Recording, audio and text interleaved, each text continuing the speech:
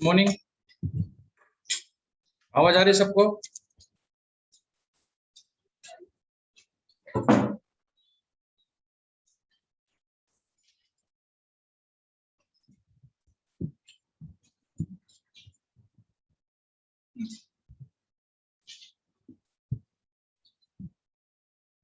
चलो रिप्लाई करो फटाफट, आवाज आ रही है?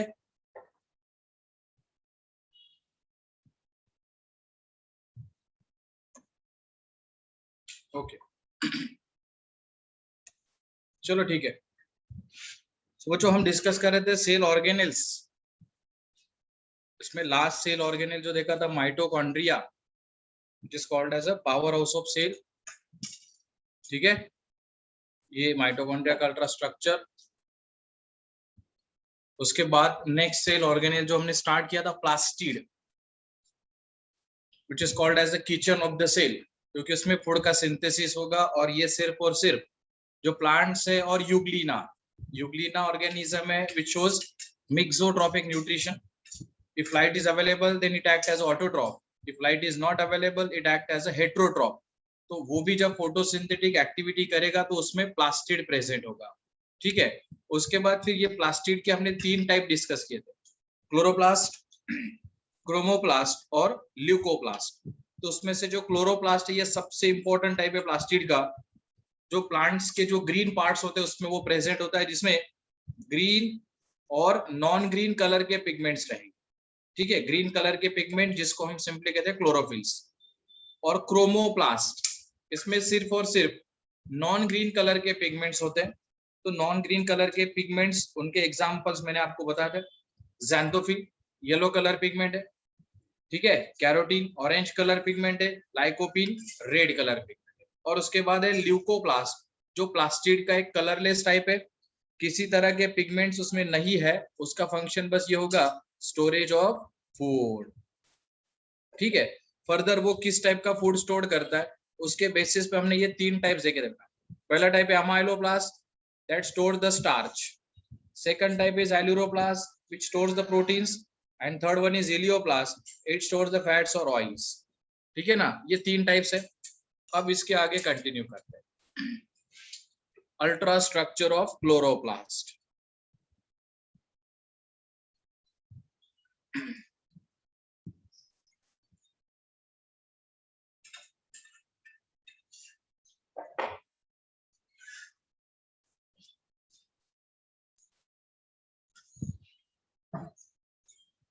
ठीक है, सो अल्ट्रा स्ट्रक्चर ऑफ क्लोरोप्लास्ट। तो ये जो क्लोरोप्लास्ट है ये फोटोसिंथेसिस करने वाला सबसे मेन ऑपरेटर्स जो होगा प्लांट सेल के अंदर, तो उसका स्ट्रक्चर अब हम डिस्कस करते हैं। Like that of mitochondria, chloroplast is also a double membranous cell organelle. Higher plants में लेंस शेप में जनरली ये क्लोरोप्लास्ट होता है। ठीक है, ये क्लोरोप्लास्ट का आउटर मेम्ब्रेन हो गया। और सिमिलरली और एक मेम्ब्रेन वहां पे होगा इनर मेम्ब्रेन। जैसे कि हमने कल देखा था कि जो क्लोरोप्लास्ट माइटोकॉन्ड्रिया था उसमें भी 2 मेम्ब्रेन्स थे, लेकिन उसमें से एक जो मेम्ब्रेन था इनर मेम्ब्रेन वो फोल्डेड होता है। ठीक है ना, अब ये क्लोरोप्लास्ट ये हो गया बेटा उसका आउटर मेम्ब्रेन। ठीक है, then it is inner membrane. अब इसके बाद ये जो इनर मेम्ब्रेन है, इस इनर मेम्ब्रेन के इनर साइड में एक जेली मैट्रिक्स यहाँ पे होगा जिसको हम सिंपली कहते हैं बेटा स्ट्रोमा। अभी तो पहले तो मैं बस जस्ट लेबल इनके बता दो आपको और उसके बाद उसके फंक्शंस बताओ।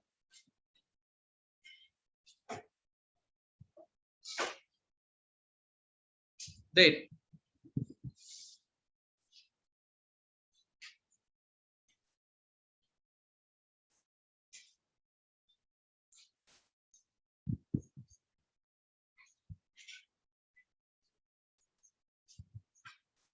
ये देखो बेटा, ये जो पूरा स्ट्रक्चर अभी मैंने यहाँ पे निकाला है ग्रीन कलर में, ये वाला है ना, that is called as a ग्राना।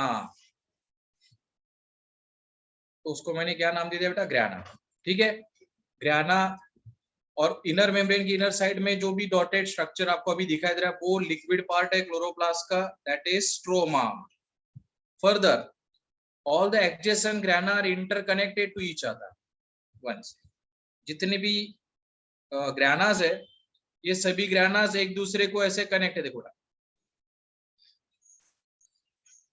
ठीक है, तो ये जो अभी लेबल मैंने यहाँ पे निकाला है, ये दैट इज कॉल्ड एज अ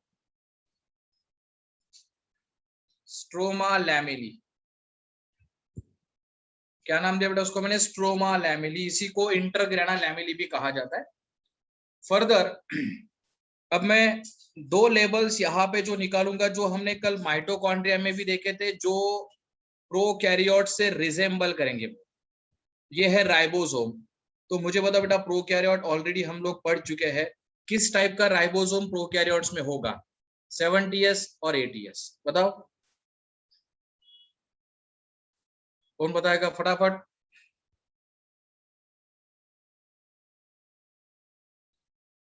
किस टाइप का राइबोसोम वहां पे होगा?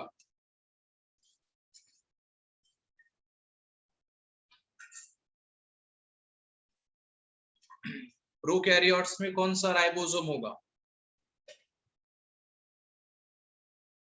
गुड, प्रोकैरियोट में होगा 70s टाइप का राइबोसोम, और वैसा ही राइबोसोम इस क्लोरोप्लास्ट के अंदर होगा बेटा, 70s टाइप ऑफ राइबोसोम। और उसके बाद फिर और एक structure, circular structure, circular DNA. Similarly mitochondria में भी ये लेवल हमने वहां पे निकाला था। ठीक है, that is circular DNA, and this circular DNA is also called as a, तो सर्कुलर डीएनए को अल्टरनेटली कहा जाता है बेटा प्लास्टिडोम। ठीक है, अब ये हो गए सभी डिफरेंट क्लोरोप्लास्ट के सभी लेबल्स। अब मैं सबका one by one in detail अभी फंक्शन बताता हूँ। First one is ग्राना, second one is stroma, third one is stroma lamella, fourth one 70s type of ribosome, and fifth one circular DNA। तो अभी सबसे पहला पार्ट ग्राना।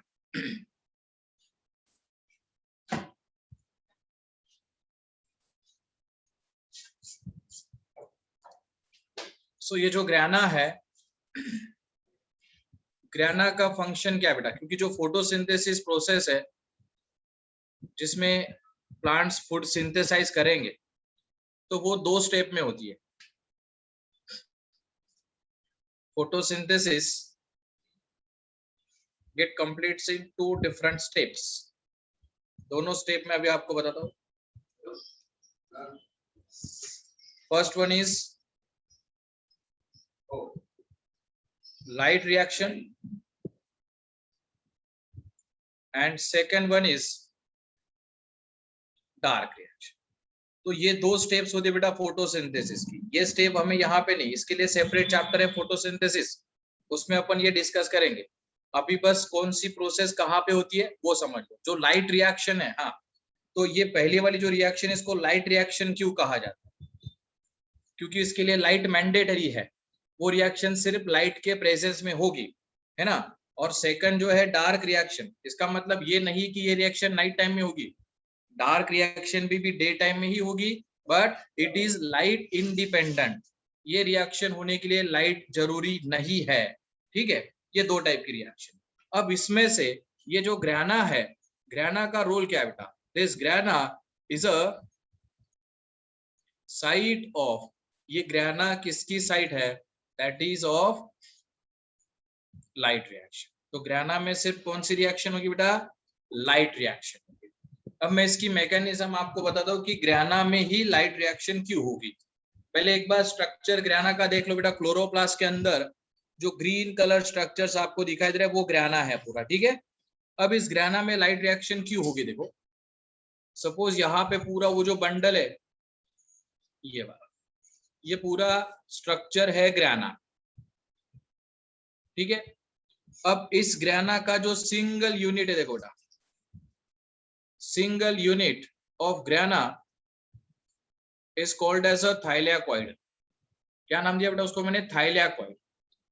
और इसी थाइलैक्वाइड के अंदर एक फोटोसिंथेटिक यूनिट होता है, और उस फोटोसिंथेटिक यूनिट को कहा जाता है क्वांटोसोम। क्या नाम दिया बेटा उसको? क्वांटोसोम। और फिर उसी क्वांटोसोम के अंदर ये प्रेजेंट रहेंगे फोटोसिंथेटिक पिगमेंट्स। और ये जो फोटोसिंथेटिक पिगमेंट्स है, इन फोटोसिंथेटिक पिगमेंट्स का रोल क्या होगा बेटा? To trap the light energy. बराबर है? ये पिगमेंट्स क्या करेंगे? लाइट एनर्जी ट्रैप करेंगे, जो लाइट रिएक्शन को इसेंशियल है। सो लाइट एनर्जी कौन ट्रैप करेगा बेटा? पिगमेंट्स। पिगमेंट्स किसके अंदर है? क्वांटोसोम के अंदर। क्वांटोसोम किसमें प्रेजेंट है? थाइलैक्वाइड। और थाइलैक्वाइड किसका पार्ट है? ग्राना का। और इसीलिए ग्राना के अंदर ही लाइट रिएक्शन होगी। समझ में आ गया सबको? ये टेक्स्ट करो सब लोग फटाफट।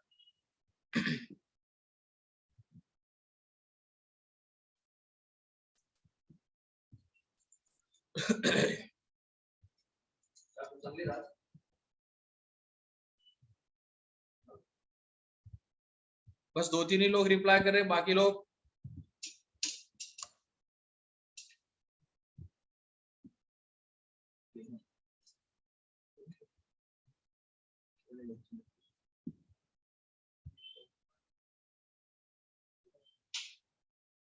ठीक है।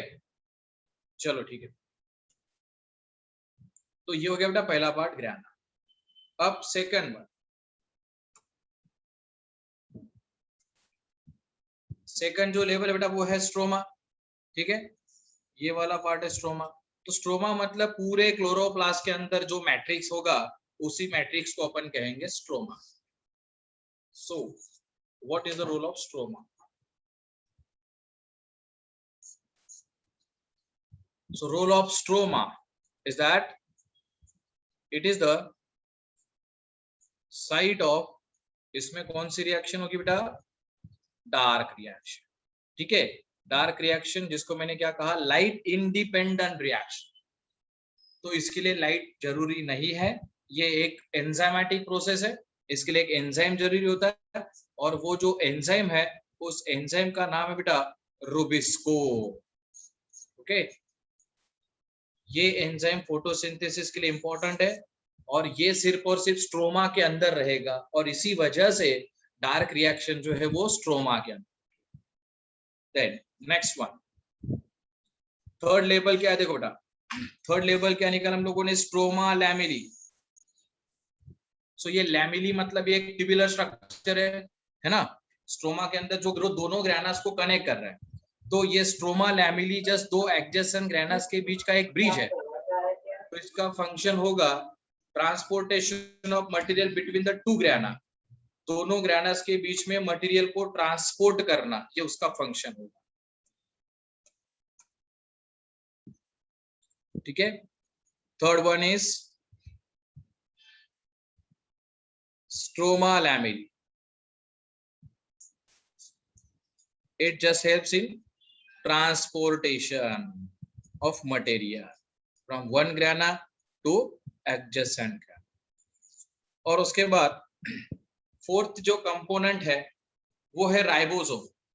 और ये राइबोसोम तो हमने कल भी माइटोकॉन्ड्रिया में भी देखा था बेटा। और राइबोसोम कहीं पे भी हो, राइबोसोम साइटोप्लाज्म में हो, एंडोप्लाज्मिक रेटिकुलम पे हो, माइटोकॉन्ड्रिया में हो, या फिर अभी क्लोरोप्लास्ट में, राइबोसोम का तो फंक्शन एक ही होता है बेटा। क्या फंक्शन होगा? Protein synthesis. बराबर कि नहीं? So that ribosome, 70s type of ribosome generally helps in the process of protein synthesis.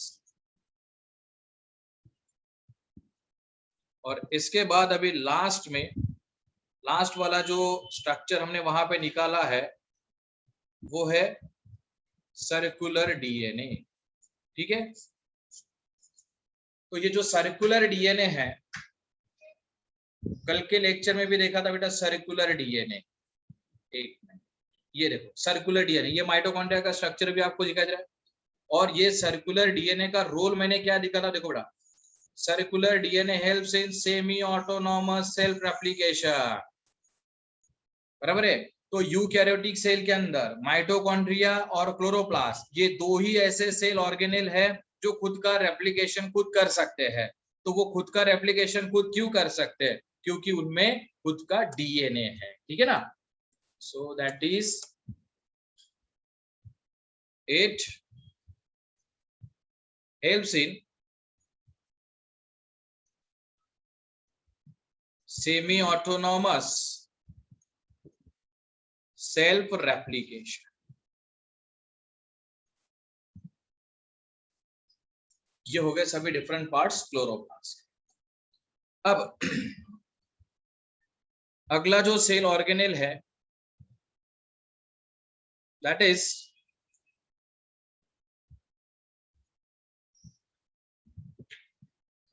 Cytoskeleton. देखो बेटा क्या नाम दिया मैंने इसको, साइटोस्केलेटन। अब जनरली स्केलेटन का मीनिंग क्या होता है? स्केलेटन मीन्स सपोर्टिंग स्ट्रक्चर, बराबर है ना। सपोर्टिंग स्ट्रक्चर बॉडी का नहीं, साइटो मतलब सेल का। हर एक सेल में एक सपोर्टिंग स्ट्रक्चर होता है। तो वो साइटोस्केलेटन जो है, इसके फर्दर 3 टाइप्स होते हैं। There are 3 different types of these cytoskeletons. First one is microfilament. Second one is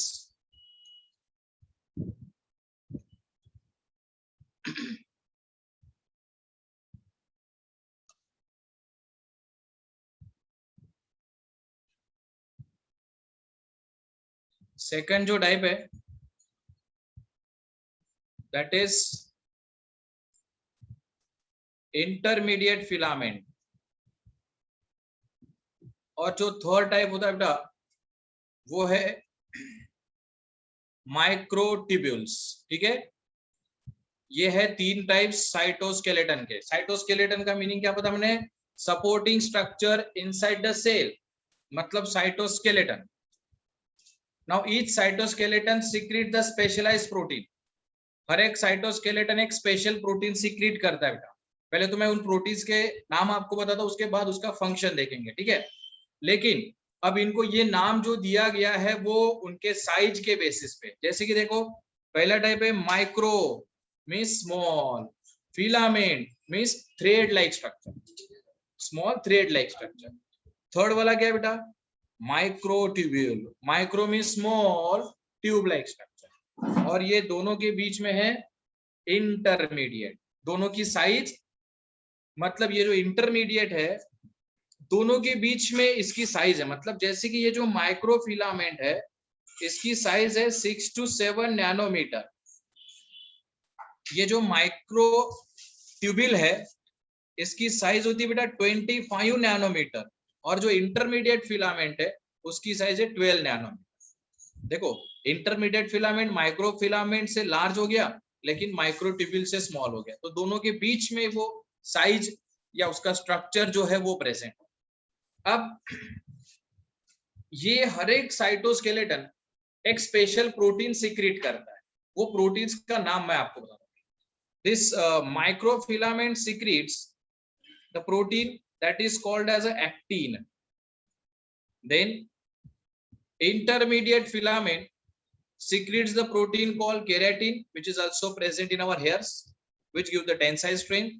And microtubule is the cytoskeleton which secretes the protein tubulin. ठीक है, ये हो गया बेटा 3 प्रोटीन्स। अब ये तीनों मिला के सेल के अंदर इनका फंक्शन क्या होगा? तो इनका रोल क्या है? देखो all of this helps in the process of motility. Motility का मीनिंग क्या होता है बेटा? मूवमेंट, है ना, मूवमेंट के लिए। उसके बाद है सेकंड जो रोल होगा इसका to maintain the shape of the cell. Cell का जो शेप है वो मेंटेन करना। और इसी के साथ सेल के अंदर जो कॉन्ट्रैक्शन होगा वो कंट्रोल करना। ये साइटोस्केलेटन का फंक्शन है। क्लियर हो गया साइटोस्केलेटन सबको?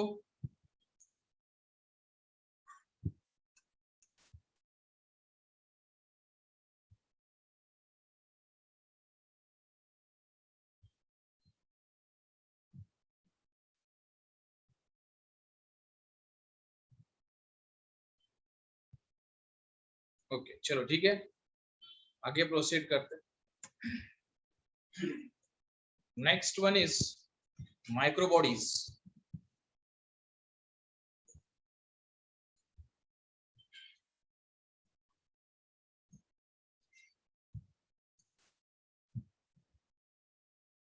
देखो बेटा नेक्स्ट क्या है, microbodies. Microbodies means these are the microscopic bodies present inside the cytoplasm in a scattered form. अगर हम इसको माइक्रोस्कोप में भी देखें ये बॉडीज को, ये तो ये ग्रैन्युलर स्ट्रक्चर्स दिखते हैं माइक्रोस्कोप में, तो माइक्रो बॉडीज इसलिए उसको कहा जाता है। तो बेसिकली ये जो माइक्रो बॉडीज है इसके दो types. First one is peroxisome, ये सबसे पहला टाइप है बेटा peroxisome. And second one is glyoxysome. ठीक है, एक है बेटा पेरोक्सिसोम, दूसरा होगा ग्लायोक्सिसोम। सो ये जो पेरोक्सिसोम है इसका काम क्या है? This peroxisome has a presence of two enzymes. इस पेरोक्सिसोम के अंदर दो एंजाइम्स है। एंजाइम्स तो आपको पता है बेटा कैटालिस्ट होते हैं, तो पेरोक्सिसोम के अंदर दो एंजाइम्स है। उसमें से सबसे पहला जो एंजाइम है वो है ऑक्सीडेज। ठीक है ना, ऑक्सीडेज मतलब जो ऑक्सीडेशन करेगा। और जो दूसरा एंजाइम है वहां पे वो है कैटालेज। ठीक है, that is catalase. So oxidase और कैटालेज इनका रोल क्या होगा? ऑक्सीडेज देखो बेटा ऑक्सीडेशन करेगा, है ना। ऑक्सीडेज का रोल क्या होगा? ऑक्सीडेशन करना। किसका ऑक्सीडेशन करेगा? It causes the oxidation of excess amino acids. वैसे देखो बेटा ये जो अमीनो एसिड्स है ये अगर सेल में एक ऑप्टिमम लेवल में है तो वो सेल के लिए यूजफुल है, क्योंकि इन्हीं अमीनो एसिड से तो प्रोटीन्स बनते हैं। लेकिन अगर ये अमीनो एसिड्स सेल में ज्यादा क्वांटिटी में अगर प्रेजेंट है तो इसका मतलब वो हाईली टॉक्सिक है बेटा। ठीक है, दे आर हाईली टॉक्सिक। तो फिर ऑक्सीडेज क्या करेगा? ऑक्सीडेज इसका ऑक्सीडेशन करेगा बेटा। अभी ये मैंने डाउनवर्ड एरो यहाँ पे निकाला, मतलब ये फंक्शन ऑक्सीडेज करने वाला है। सो ये ऑक्सीडेशन करेगा अमीनो एसिड्स का, और अमीनो एसिड्स के ऑक्सीडेशन से वहां पे वो प्रोड्यूस करेगा H2O। तो ये H2O2 क्या है? That is hydrogen peroxide. ठीक है ना। फिर भी ये हाइड्रोजन पेरोक्साइड भी जो है ये भी एक केमिकल है, ये भी सेल के लिए टॉक्सिक ही है, बराबर है। तो फिर अभी आपके मन में सवाल आएगा सर ये टॉक्सिक कंपोनेंट था, उससे भी दूसरा टॉक्सिक ही कंपोनेंट फॉर्म हुआ, तो फिर बेनिफिट क्या हुआ सेल को? बराबर है। अब H2O2 बनने की वजह से ये कैटालिस्ट को काम मिल गया। आप देखो ये H2O2 जो है ये कैटालिस्ट उसका ब्रेक डाउन करेगा। Catalyst causes the breakdown of that H2O2 into water and nascent oxygen. देखो बेटा H2O2 जो था उसका ब्रेकडाउन हो गया, और उसके ब्रेकडाउन से वाटर और नेसेंट ऑक्सीजन यहाँ पे फॉर्म हो गया। वाटर और नेसेंट ऑक्सीजन जो सेल के लिए अब क्या होगा? यूजफुल होगा। तो मतलब जो हाईली टॉक्सिक कंपोनेंट था उसका कन्वर्जन यूजफुल फॉर्म में हुआ। उसके लिए दो एंजाइम्स वहां पे चाहिए थे, ऑक्सीडेज और कैटालेज, जो प्रोड्यूस किए पेरोक्सिसोम ने, जो एग्जांपल है माइक्रोबॉडीज। तो पेरोक्सिसोम का रोल क्लियर हो गया सबको? टेक्स्ट करो फटाफट।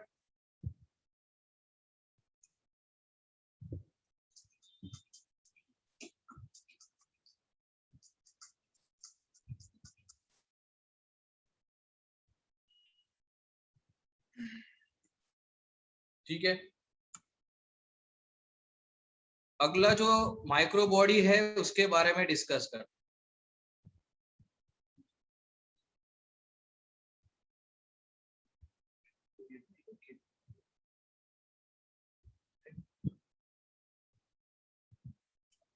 ठीक है।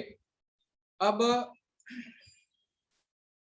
जो सेकंड वन है ग्लायोक्सिसोम, ये ग्लायोक्सिसोम क्या करेगा बेटा, ये भी माइक्रो बॉडीज है तो ये भी ऑक्सीडेशन ही करेगा, है ना। It also causes the oxidation, लेकिन ये ऑक्सीडेशन किसका करेगा, ये ऑक्सीडेशन करेगा बेटा फैटी एसिड्स का, ठीक है। ऑक्सीडेशन ऑफ, इधर किसका ऑक्सीडेशन हुआ था बेटा, अमीनो एसिड्स का, इधर फैटी एसिड्स का होगा। इसका एग्जांपल क्या है, it is present in germinating seed. जब सीड जर्मिनेट होती है तब उसको एनर्जी की जरूरत होती है, तो वो फैटी एसिड के ऑक्सीडेशन से एनर्जी वहां पे प्रोड्यूस होती है, ये ग्लायोक्सिसोम उसका काम करेगा, ठीक है। आगे अब इसके बाद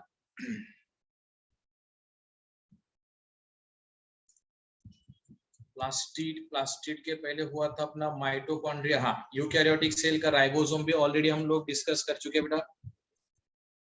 राइबोसोम है ना, दैट इज नॉन मेम्ब्रेनस है, made up of ribonucleoprotein, rRNA plus protein, और यूकैरियोट में कौन सा रहेगा, एटीएस। अब लास्ट का एक सेल ऑर्गेनेल अभी हम डिस्कस करते हैं, फिर सेल ऑर्गेनेल्स खत्म हो जाएंगे, फिर बचेगा बेटा सिर्फ न्यूक्लियस, है ना। So now centriole and centrosome, centriole and centrosome. तो दोनों में बस डिफरेंस ये है बेटा कि ये जो सेंट्रियोल है, एक से ज्यादा अगर है तो वो सेंट्रोसोम है ना, एक है तो वो सेंट्रियोल। पहली बात तो ये जो सेंट्रियोल है is the only cell organelle which is present in animal cell only, तो वो सिर्फ और सिर्फ एनिमल सेल में प्रेजेंट है। दूसरा, ये जो सेंट्रियोल है इट इज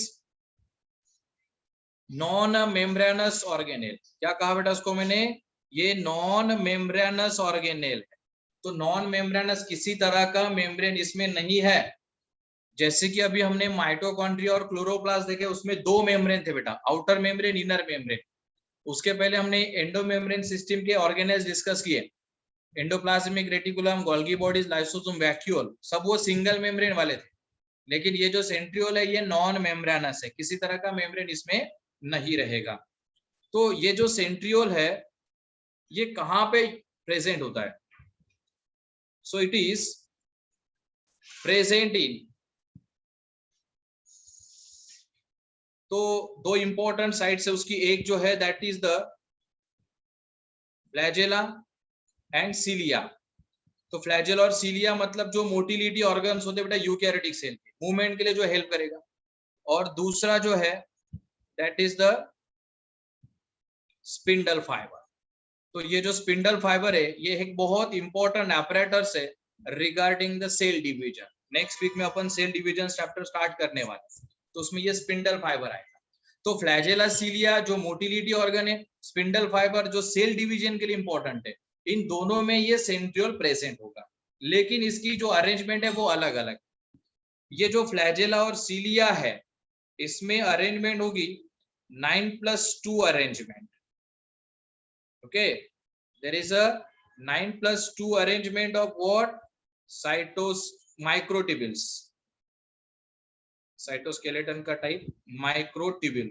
तो ये साइटोस्केलेटन में जो माइक्रोट्यूब्यूल टाइप है उसकी 9+2 अरेंजमेंट मतलब क्या होगी, देखो अभी यहाँ पे मैं ये स्पेरिकल शेप में जो स्ट्रक्चर निकाल रहा हूँ, देखो बेटा ये माइक्रोट्यूब्यूल है, ठीक है, ये एक डबलेट मतलब एक पेयर हो गई,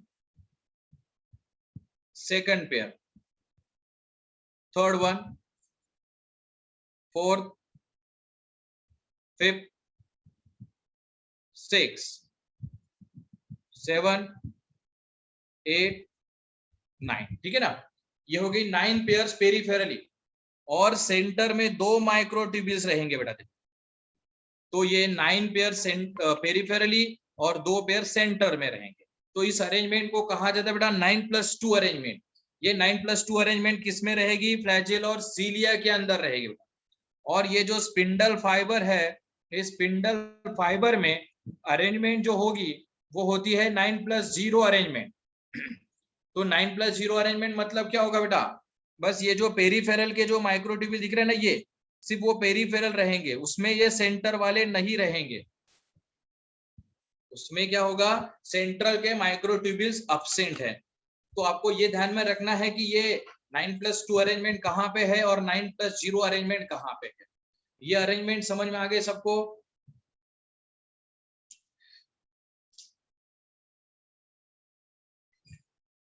टेक्स्ट करो फटाफट। 4-5 ऐसे स्टूडेंट है जो 20-25 मिनट के बाद लेक्चर ज्वाइन किया है।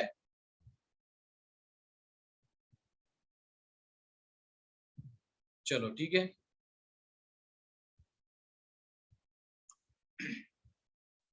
अब आगे।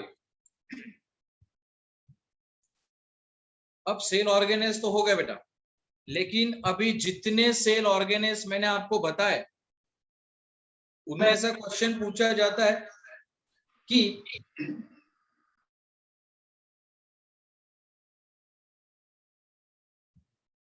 फर्दर उसमें मेम्ब्रेन्स कितने हैं। क्वेश्चन आएगा, 4 ऑर्गेनेल्स का ग्रुप दिया जाएगा, पूछा है कि which is the odd one. तो उस केस में मेम्ब्रेन्स के बेसिस पे उनको हम कैटेगराइज कर सकते हैं। अभी जैसे कि कुछ ऑर्गेनेल्स है जो डबल मेम्ब्रेन है ना, डबल मेम्ब्रेन ऑर्गेनेल्स कौन से, तो उसके एग्जाम्पल्स है बेटा 2, जो कल हमने डिस्कस किया था। एक तो पावर हाउस ऑफ सेल, मतलब माइटोकॉन्ड्रिया, 2 मेम्ब्रेन थे उसमें, आउटर मेम्ब्रेन, इनर मेम्ब्रेन। दूसरा आज जो क्लोरोप्लास्ट का स्ट्रक्चर हमने देखा बेटा, मतलब प्लास्टिड, ये भी डबल मेम्ब्रेनस है। और जो कल हम डिस्कस करेंगे न्यूक्लियस, जिसको हम controlling centre of the cell कहते हैं, वो भी डबल। ठीक है, उसके बाद फिर कुछ सेल ऑर्गेनेल्स है जो सिंगल मेम्ब्रेन में है, that is single membrane organelles.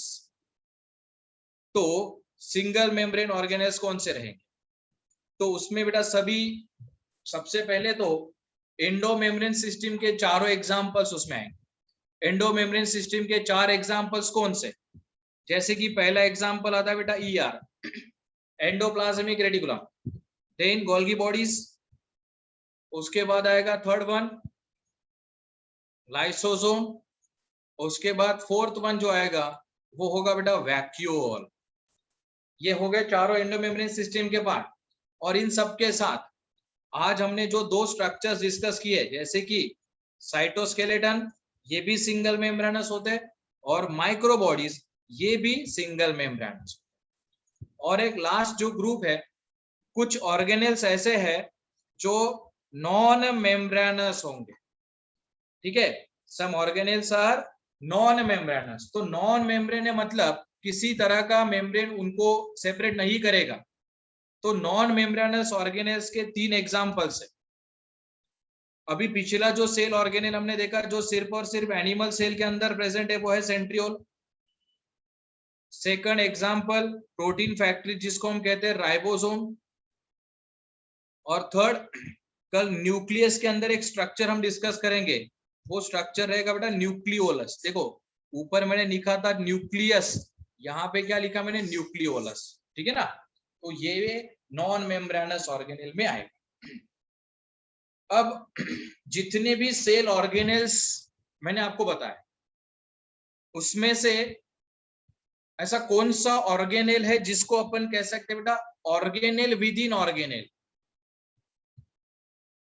क्या पूछा मैंने, organelle within organelle. Sir ribosome.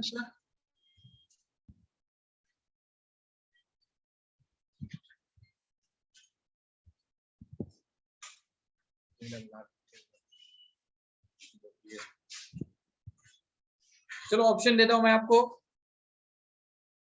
Mitochondria, very good, Vaishnavi Chaudhary का आंसर आ गया, अनुराग का भी आंसर सही है।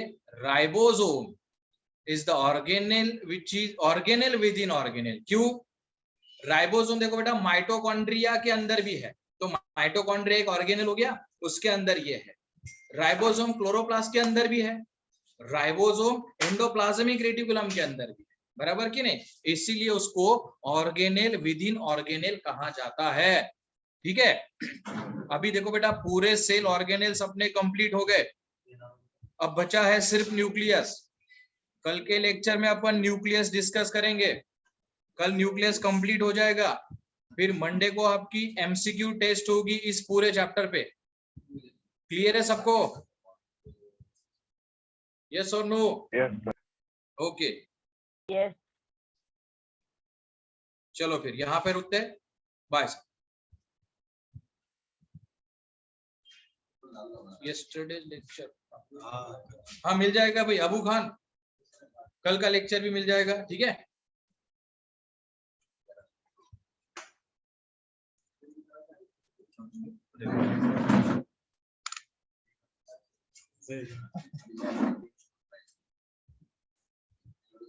So,